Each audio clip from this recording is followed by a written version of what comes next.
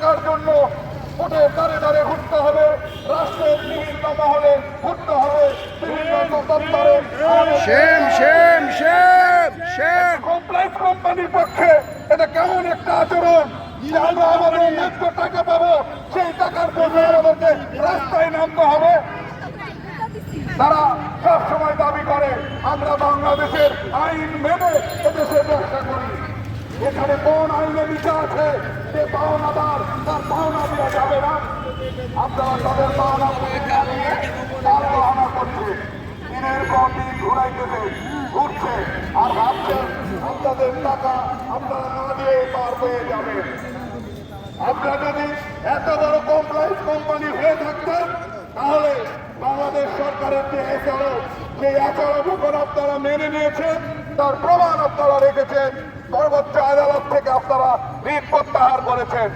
Writ প্রত্যাহারের একটি কারণ যে বাংলাদেশ গভর্নমেন্টের ল আপনি মেনে নিয়েছেন। বাংলাদেশ গভর্নমেন্টের ল যদি আপনি মেনে থাকেন তাহলে পাওনাদারের টাকা কেন পরিশোধ করছেন না?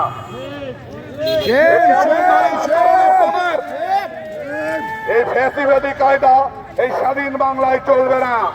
মনে রাখবেন, সময় পরিবর্তন হয়েছে, দিন পাল্টেছে, নতুন দিন এসেছে। 5ই আগস্টের পরে এই বাংলাদেশে কোন ফ্যাসিবাদ কায়দা কানুন চলবে না। কোন ফ্যাসিবাদী কায়দা চালাইতে চাইলে তার পরিণতি ভয়ঙ্কর হবে, সেটা মাথায় রাখবেন। আমরা এখানে দাঁড়িয়েছি আপনাদেরকে মুখ দেখানোর জন্য দাঁড়াইনি। আমরা আমাদের ন্যায্য পাওনা, আমাদের ভাই দর্শকদের বিলম্ব পরিবারের টাকা আমাদেরকে বুঝিয়ে দেবেন। আমরা আপনাদেরকে থ্যাংক ইউ বলে এখান থেকে চলে যাব। আমরা আপনাদের সঙ্গে ঝগড়া করতে আসিনি, আমরা আপনাদের মাথায় বাড়ি দিতে আসিনি। আমরা এসেছি আমাদের ন্যায্য পাওনা বুঝে নিতে। আপনি যদি ভালো হতেন, আপনার আচরণ যদি ভালো হতো, তাহলে আপনার শ্রমিককে রাস্তায় দাঁড়িয়ে তার পাওনা টাকা চাইতে হতো না। আপনি গর্ব করেন আপনার ব্যাংক ইমেজে, আপনার গর্ব। আজকে কোথায় আপনার ব্যাংক, আজকে কোথায় আপনার ইমেজ? এই ইমেজের মূল্য আপনার কাছে নেই। আমরা বুঝতে পারছি আপনার কাছে সবচাইতে মূল্য বেশি হচ্ছে প্রফিট, মুনাফা, মুনাফা, মুনাফা। আপনি আপনার মান ইজ্জত সবগুলোই মিশে দিচ্ছেন। বাংলাদেশে প্রমাণ করতে চাচ্ছেন গ্রামীণফোন লিমিটেড বাংলাদেশের একটি নির্লজ্জ বেহা কোম্পানি, এটাই প্রমাণ করতে চাচ্ছেন।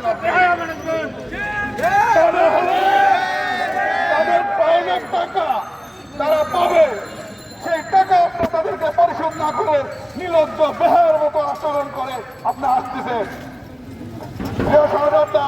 আপনারা তো বেহার ছিলেন, নির্লজ্জ ছিলেন। তাহলে যদি থাপ্পড় মারায় নির্লজ্জের মতো মুচকি হাসিতে চলে যায়। এই গ্রামীণফোনের ম্যানেজমেন্ট হচ্ছে সেই রকম বেহা নির্লজ্জ একটা ম্যানেজমেন্ট। ইয়াসির আজমান সাহেবের লজ্জা শরম থাকলে তিনি কখনোই তার অফিসের সামনে গ্রামীণফোনের শ্রমিকদের দাঁড়াতে দিতেন না। তার মধ্যে যদি এতটুকু বিবেক থাকতো, লজ্জা থাকতো, কখনোই তিনি এই ধরনের কাজ করতেন না। কিন্তু অপরাধ যখন মানুষ করে, একজন খুনি যখন খুন করতেই থাকে, খুন করা তার নেশায় পরিণত হয়ে যায়। খুনি তার ধর্ম, খুনি তার কর্ম হয়ে যায়। অপরাধ বোধ আর তার ভিতরে থাকে না। সে মনে করে আমি যা করছি সব ন্যায়সঙ্গত করছি। আসলে বাস্তবতা তার পুরো বিপরীত। উনি একটার পর একটা অন্যায় করেছে। ফ্যাসিবাদ সরকারের সঙ্গে আঘাত করে গ্রামীণফোনের 5,500 শ্রমিক থেকে আর 1100 শ্রমিক নিয়ে এসেছে এবং সবার পাওনা বাকি রেখেছে। গ্রামীণফোনের কাছে কেন আমাদের টাকা চাইতে হবে? এলাকা আমি কই রাখবো?